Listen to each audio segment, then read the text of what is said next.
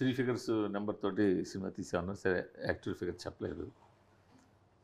But maybe 200 300 what ever it is. 300 అవ్వలేదు, పోనీ below 300. But A rights అమ్మకుండా ఎట్లా మీరు దాన్ని చేయగలరు? ఏమంటే నేను ఒక వెరీ ఇంట్రెస్టింగ్ క్వశ్చన్ మీరు అడిగింది. నేను ఒక కంపెనీ దగ్గరికి వెళ్ళి నేను మాట్లాడేటప్పుడు there was a Bombay company which wanted to release it all over India, a corporate company. So I'm talking about year back. Release? About theatrical release. Other than Telugu states? Other than Telugu states, only North, Hindi వరకే release చేయాలని నేను వాళ్ళ దగ్గరికి వెళ్తే వాళ్ళు over the topic they were like see మేమంతా advances ఇవ్వము, advance లేకుండా కావాలంటే మీరు చేయాలంటే మేము చూస్తాం అది ఇదంటే. ఐ సెడ్ వెయిట్, నిన్ను నమ్ముకొని నేను కంపెనీని నమ్ముకొని నేను ఈరోజు నేను ఇన్ని కోట్లు పెట్టి సినిమా తీలా, నా ఆస్తులు తాకట్టు పెట్టుకున్నాను, నా క్రెడిబిలిటీ తాకట్టు పెట్టుకున్నాను, నేను నా సినిమా తీస్తాను. నువ్వు వచ్చి రేపు నన్ను బెయిల్అవుట్ చేస్తావన్న నమ్మకంతో నేను సినిమా తీయలేదు. I do not want you to distribute your movie if you think నీ డబ్బు కోసం నేను ఇక్కడికి వచ్చానంటే I don't want a single penny from you అన్న. వాళ్ళ CEO దగ్గర నుంచి వచ్చి సారీ చెప్పి అపాలజైజ్ చేసి అంత వెళ్ళారు. I walked out and I told I see has this my baby, ఇది నా బిడ్డ, దీన్ని ఎంత అద్భుతంగా ఎక్స్ప్లాయిట్ చేసి మ్యాక్సిమం మీరు ఎక్స్ప్లాయిట్ చేయగలరు ఫైనాన్షియల్గా, I want such a partner. అంతేగాని ఫస్ట్ కాన్వర్జేషన్లోనే నా డౌట్తో మీరు మొదలయ్యేది ఐ కాంట్ డూ ఇట్ అని. I walked out.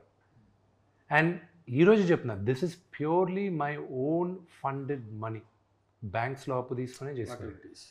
Okay, no film finances, no traditional finance, అంతా బ్యాంక్లో పెట్టి బ్యాంక్లో నుంచి పెట్టుకునిందే. ఇది చేసేటప్పుడు మీరు అన్నారు ఇందాక ఏ రైట్స్ అమ్మకుండేది. ఆడియో ఇప్పుడు కాదు, నేను గత 14 సంవత్సరాలుగా నేను నా ఆడియో అమ్మలా. రెండోది ఓటీటీ నేను అడిగినప్పుడు I wanted a very large number, they gave a via media number. But I was like no, if the movie is a hit, పెద్ద హిట్ అయితే what would be a number అన్నారు. They gave a very interesting number.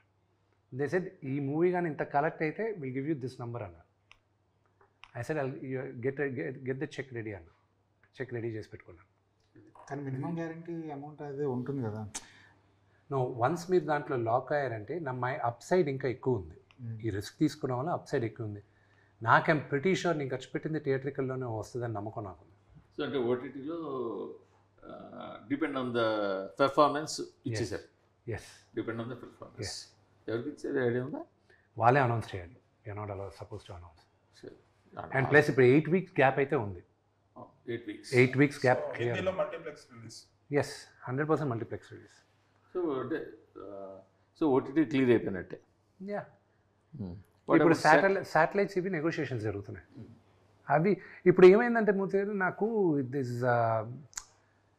ఈ range of movie first time చేస్తున్నాను కాబట్టి I do not know how the sales are happening. So నా ఒక sales కంపెనీని hire చేసుకున్నాం, వాళ్ళకి అన్నీ ఇచ్చేసి వాళ్ళే అందరితోనే నెగోషియేషన్స్. నేను ఫ్రెండ్స్కే రావట్లా, ఈ నంబర్లు ఇచ్చేసాం మనం ఇవి కావాలని.